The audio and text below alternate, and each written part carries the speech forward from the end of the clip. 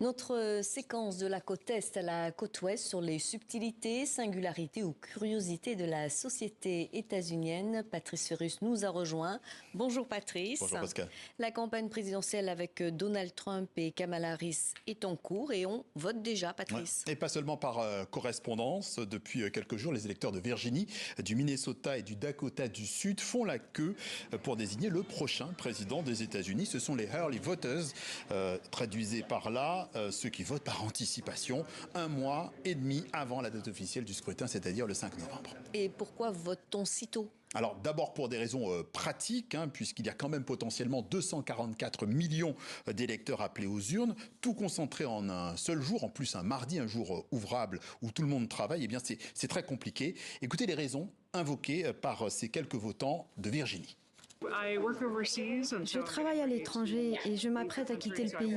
Je ne serai pas là en novembre, donc je voulais être sûre d'avoir voté avant de partir. Nous avons fait notre choix il y a longtemps et nous ne changerons pas d'avis, alors autant le faire aujourd'hui. Vous ne savez jamais ce qui va se passer d'ici là. En plus, ça évite les longues files d'attente. Là, on vote, c'est fait. Et on passe à autre chose. Autre avantage de ce vote anticipé, c'est qu'il permet de mieux identifier les candidatures. Oui, au-delà des têtes d'affiche connues, Kamala Harris et Donald Trump, il y a d'autres prétendants et prétendantes à cette présidentielle. Jill Stein, la candidate écolo du Green Party, Chase Oliver, le candidat libertarien, et Cornel West, un indépendant et spécialiste des questions raciales. Mais aussi Randall Terry du Parti de la Constitution et Peter Sonski du Parti de la Solidarité américaine. Rappelons que ce vote anticipé peut se faire, on l'a compris, en se déplacement dans les bureaux de vote, mais aussi par correspondance, par la poste, une solution pas mal privilégiée il y a 4 ans, en 2020, pendant les contraintes sanitaires de la pandémie Covid-19. Et est-ce que ce vote anticipé est possible partout ?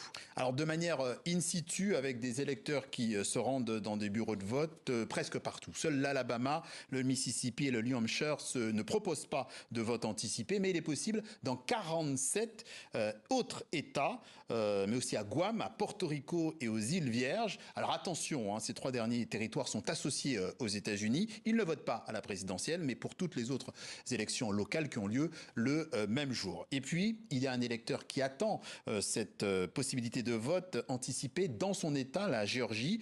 C'est lui, Jimmy Carter, le 39e président des États-Unis. Il est très malade, il aura 100 ans le 1er octobre. Et début août, il a indiqué à ses proches, vous le voyez, je ferai tout pour être là, pour pouvoir voter pour Kamala Harris. Le vote anticipé dans le très disputé État de Géorgie aura lieu le 15 octobre. Merci beaucoup Patrice et on se retrouve bien sûr jeudi.